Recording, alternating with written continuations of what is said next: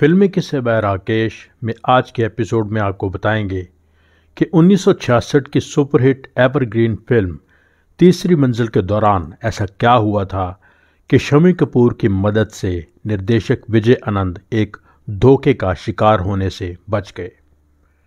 1955 की फिल्म मुनीम जी के निर्देशक थे सुबोध मुखर्जी और उस फिल्म के लेखकों में नासिर हुसैन भी थे। उसी फिल्म से नासिर हुसैन और देव आनंद की दोस्ती हो गई थी।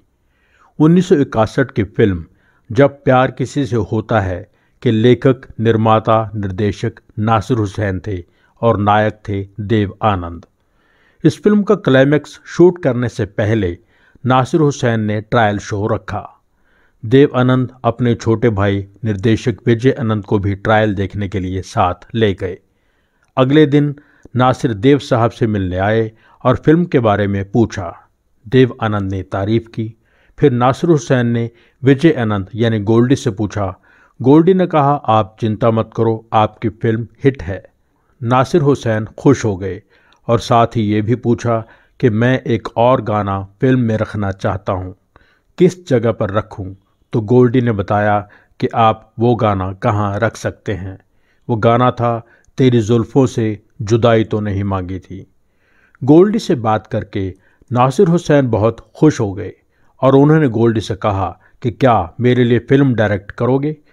गोल्डी ने कहा, ज़रूर करूँगा। हालांकि अभी तक मैंने नवकेतन के बाहर और देव साहब के अलावा किसी के साथ काम नहीं किया है। खैर, वो समय आ गया जब नासिर हुसैन ने फिल्म अनाउंस की जिसके हीरो देव आनंद होंगे, हीरोइन ज़ाहिर था आशा पारेख होंगी और निर्देशक विजय आनंद। फिर देव आनंद की जगह हीरो शम्मी कपूर हो गए। इस पर आप पूरा एपिसोड देख सकते हैं कि देव आनंद ने तीसरी मंजिल में काम करने से इनकार क्यों किया, जिसका कार्ड इस वक्त आपके स्क्रीन के टॉप पर है।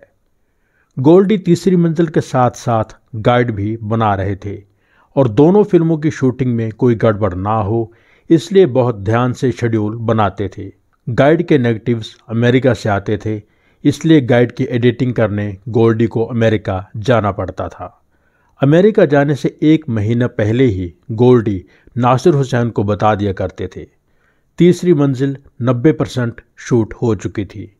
अंदर ही अंदर शायद नासिर हुसैन देव साहब के साथ हुए झगड़े को भूल नहीं पाए थे, इसलिए वो नहीं चाहते थे कि उनकी खुद की फिल्म की शूटिंग रोककर गोल्डी देव आनंद की फिल्म का काम करने जाए। इसलिए जिन दिनों गोल्डी ने अमेरिका में होना था, नासिर हुसैन ने तीसरी मंजिल की शूटिंग रख ली। गाना शूट होना था, देखिए साहिबो वो कोई और थी। गोल्डी ने कहा, तुम जानते हो मेरा अमेरिका जाना ज़रूरी है। तो नासिर ने कहा, मुझे पता है, लेकिन शम्मी कपूर की डेट्स का मसला है।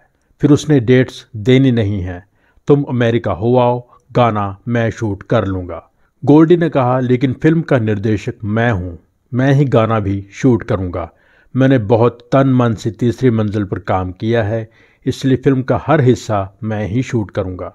लेकिन नासिर हुसैन खुद ही गाना शूट करना चाहते थे। गोल्डी ने शम्मी कपूर को कॉल किया तो शम्मी कपूर ने सच्चाई बताई। शम्मी ने गोल्डी से कहा कि मैं तुम्हारे लिए कभी भी कोई भी डेट्स दे सकता हूँ, लेकिन सच ये है कि नासिर मेरे कंधे पर रख के बंदूक चला रहा है। तीसरी मंजिल की इंडस्ट्री में बहुत चर्चा होने लगी है, इसलिए नासिर चाहता है कि फिल्म के क्रेडिट्स में वो अपना नाम एज डायरेक्टर डाले।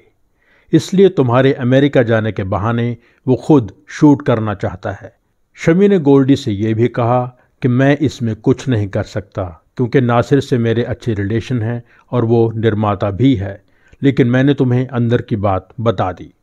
फिर गोल्डी अमेरिका चले गए और अपने खर्चे पर 4 दिन का समय निकालकर तीसरी मंजिल का गाना शूट करने के लिए लौट आए। तीसरी मंजिल रिलीज़ हुई और हिट हो गई। गोल्डी का नाम ही डायरेक्टर के रूप में ही दिखाई दिया, फिल्म के एडिटर भी वही थे। शम्मी कपूर ने गोल्डी को नासिर हुसैन के मन की बात बताकर एक बड़े धोखे से बचा लिया, लेकिन फिर भी नासिर हुसैन ने गोल्डी का दिल तोड़ा। गोल्डी ने कहा था कि टाइटल्स में विजय आनंद प्रेजेंट्स लिखना, लेकिन नासिर ने ऐसा नहीं किया।